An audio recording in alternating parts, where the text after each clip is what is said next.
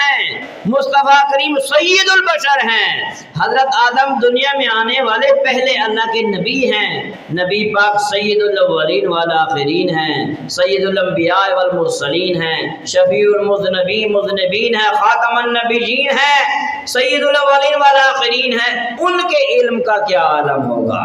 آؤ میں آپ کو بخاری کی حدیث سناتا ہوں، بخاری شریف کی حدیث ہے، توجہ فرمائیے، سارے راوی ثقہ ہیں۔ اللہ اکبر، مسجد نبوی میں نبی پاک نے نماز پڑھائی، آخری صف میں ایک بندے نے نماز میں غلطی کی، رکوع یا سجدے میں کوئی خطا کی، جب نبی پاک نے سلام پھیرا، مقتدیوں کی طرف توجہ فرمائی اور آپ نے فرمایا حل ترون قبلتی ہا ہونا، کیا تم یہ سمجھتے ہو کہ میں کعبے کی طرف منہ کر کے کھڑا ہوا ہوں؟ کیا میری توجہ صرف ادھر ہے؟ کیا میں صرف آگے دیکھ سکتا ہوں؟ ہر ترون قبلتی ہا ہونا، کیا تم یہ سمجھتے ہو کہ میری توجہ یا میں صرف آگے دیکھ سکتا ہوں؟ میں مصلی پر ہوں، خانے کعبے کی طرف میرا منہ ہے، تم کیا سمجھتے ہو کہ میں صرف آگے ہی دیکھ سکتا ہوں؟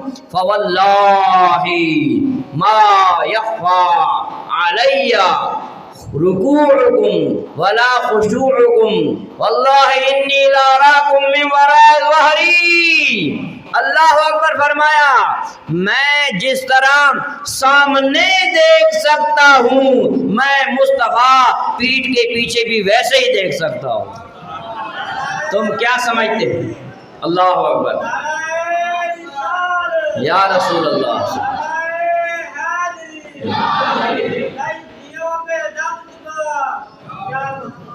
صلی اللہ علیہ وسلم، تم کیا سمجھتے ہو؟ ہل ترون قبلتی ہا ہونا، اے لوگو، اے نمازیو، تم کیا سمجھتے ہو کہ میں صرف آگے دیکھ رہا ہوں، میرا قبلہ ادھر ہے، میرا منہ ادھر ہے، باقی دائیں بائیں آگے پیچھے اوپر نیچے سے میں بے خبر ہوں؟ نہیں نہیں نہیں نہیں، انی لاراکم من وراء ظہری، میں جس طرح سامنے دیکھتا ہوں اس طرح پیٹھ کے پیچھے بھی میں دیکھ سکتا ہوں۔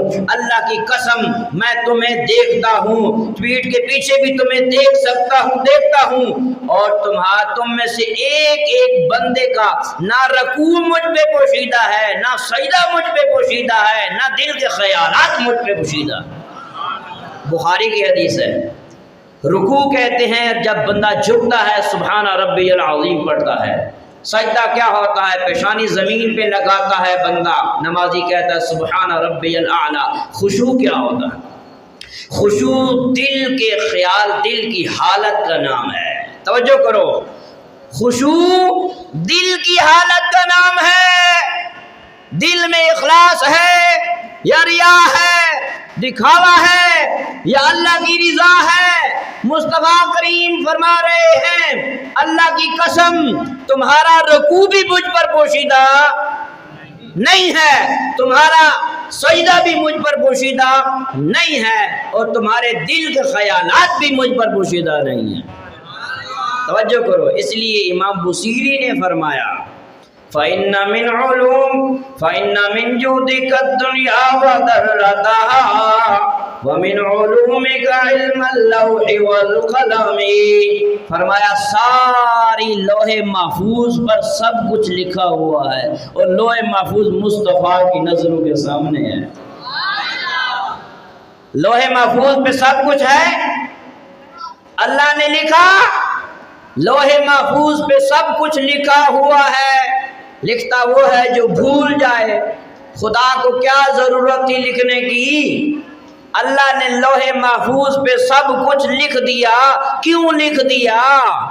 اللہ کو بھولنے کی ضرورت نہیں، بھولنے کی، اللہ بھولنے سے پاک ہے، لکھنے کی ضرورت کیا تھی؟ اللہ حاجت سے پاک ہے، ضرورت سے پاک ہے، بھولنے سے پاک ہے، دماغ کی کمزوری سے پاک ہے، اللہ جسم و جسمانیات سے پاک ہے، وہ بے نیاز ہے، بے مثال ہے، لیس کمثلہ اس کی شان ہے۔ اللہ نے کیوں لوح محفوظ کو بنایا؟ لوح محفوظ کے سب، لوح محفوظ کے اوپر سب کچھ کیوں لکھ دیا؟ مصطفیٰ کی خاطر لکھ دیا ہے، ساری کائنات ان کے لیے بنائی ہے۔ اللہ اکبر۔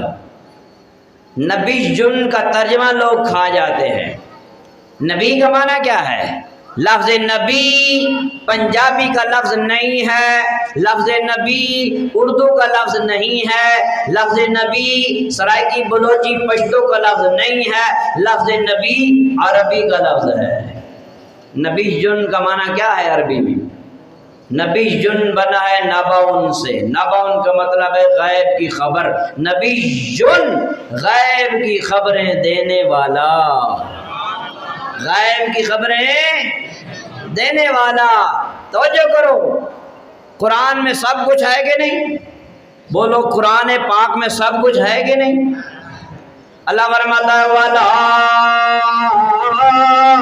رَطْبٍ وَلَا يَابِسٍ إِلَّا فِي كِتَابٍ مُبِينٍ۔ ہر خوشبو تر کا ذکر قرآن میں ہے۔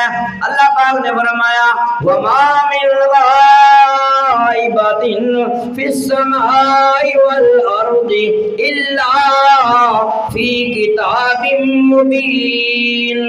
آسمانوں کا علم کتاب میں ہے، زمینوں کا علم کتاب میں ہے، بحر و بحر کا علم کتاب میں ہے، درخت کا علم، شجر کا علم، حجر کا علم، بشر کا علم، قمر کا علم، ہر چیز کا علم کتاب میں ہے، ہر خوشبو تر کا علم کتاب میں ہے، سب کچھ کتاب میں ہے، سب کچھ قرآن میں ہے۔ اب بتاؤ قرآن میں سب کچھ جب آ گیا، اللہ نے قرآن مصطفیٰ کے سینے میں اتار دیا۔ فرمایا الرحمن علم القرآن، رحمان نے قرآن سکھا دیا، قرآن میں سب کچھ آ گیا، قرآن میں خشک و تر کا بیان آ گیا، قرآن میں آسمان و زمینوں کا علم آ گیا، اور قرآن اللہ نے محبوب کو خود سکھا دیا۔ جب نہ سکھانے والے میں کوئی کمی ہے، نہ سیکھنے والے میں کوئی کمی ہے، نہ استاد نالائق ہے، نہ شاگرد نالائق ہے، استاد بھی کمال والا اور شاگرد بھی کمال والا۔ اب بتاؤ کون سی چیز ہوگی جو اللہ نے اپنے حبیب کو نہ سکھائی ہوگی؟ اس لیے تو امام احمد رضا نے فرمایا، کیا فرمایا؟ فرمایا کہ اور کوئی غیب کیا تم سے نہا ہو بھلا، جب خدا ہی نہ چھپا تم پہ کروڑوں۔ اللہ سے بڑھ کے بھی کوئی قیمتی چیز ہے؟ اللہ سے بڑھ کے تو کچھ نہیں ہے۔ جب اللہ نے اپنا آپ نہ محبوب سے نہیں چھپایا تو بتاؤ اللہ نے محبوب سے کیا علم ہے جو چھپا کے رکھا ہوگا؟ توجہ فرماؤ، بخاری کی حدیث بیان کروں گا، بخاری کی حدیث حضرت ابو ہریرہ رضی اللہ تعالیٰ عنہ سے مروی ہے۔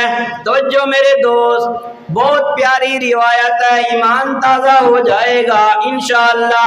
حضرت ابو ہریرہ اصحاب صفہ میں سے ہیں، گھر بار نہیں، محبوب کے قدموں میں شام و سحر پڑے رہتے ہیں، حضور جو حدیث بیان کرتے ہیں ابو ہریرہ یاد کرتے ہیں، قرآن یاد کرتے ہیں، حدیث یاد کرتے ہیں، پڑے ہیں مصطفیٰ کے قدموں میں، صبح و شام پڑے ہیں۔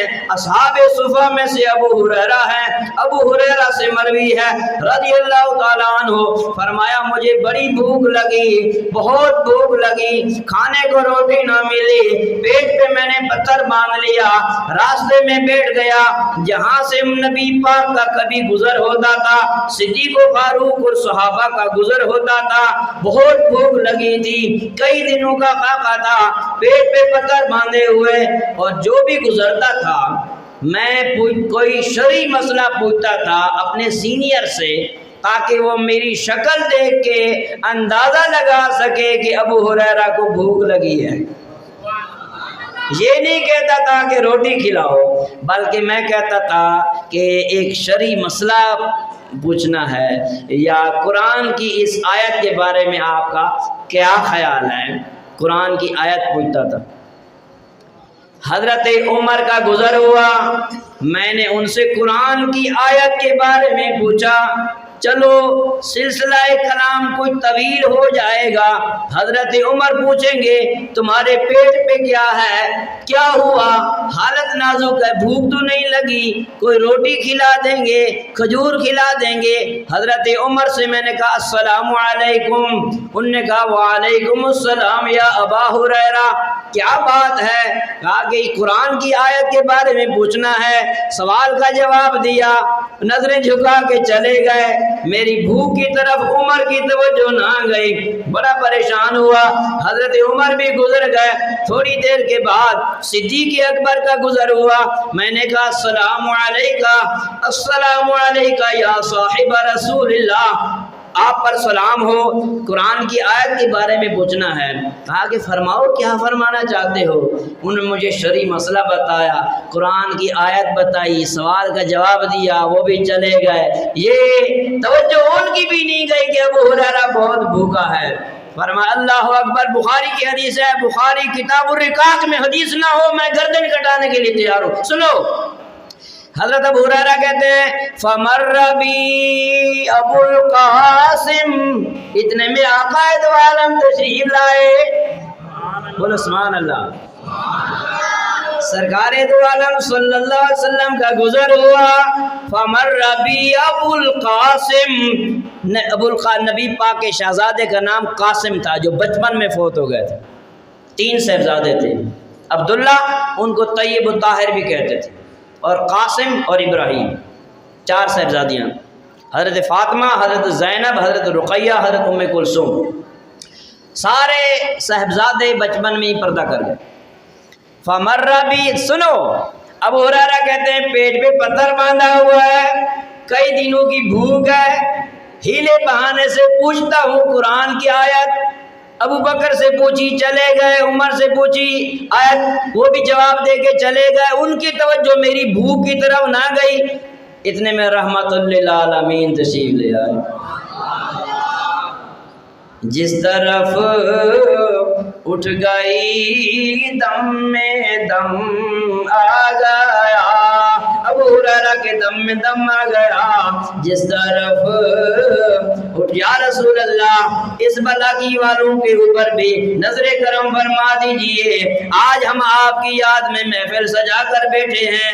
اے گنبد خضرا کے مکین, ایک نظر کرم سے ہماری بگڑی بھی بنا دیجئے. جس طرف اٹھ گئی دم میں دم آ گیا, اس نگاہ عنایت پہ لاکھوں سلام. حضرت ابو ہریرہ فرماتے ہیں فمر بی ابو القاسم, اتنے میں ابو القاسم صلی اللہ علیہ وآلہ واصحابہ وبارک وسلم دائما ابدا متواترا کثیرا کثیرا فداہ ابی و امی, وہ تشریف لائے. اللہ اکبر. فتبسم حین رآنی, حضور مجھے دیکھ کے مسکرا پڑے. اور سنو, آگے سنو, بخاری کی حدیث ہے. ابو ہریرہ فرماتے ہیں وعرف ما فی نفسی وما فی وجہی. اللہ اکبر. ابو ہریرہ کہتے ہیں حضور مسکرا پڑے, جو کچھ میرے چہرے سے ظاہر ہو رہا تھا حضور وہ بھی پہچان گئے, اور جو کچھ میرے دل میں تھا حضور وہ بھی پہچان گئے.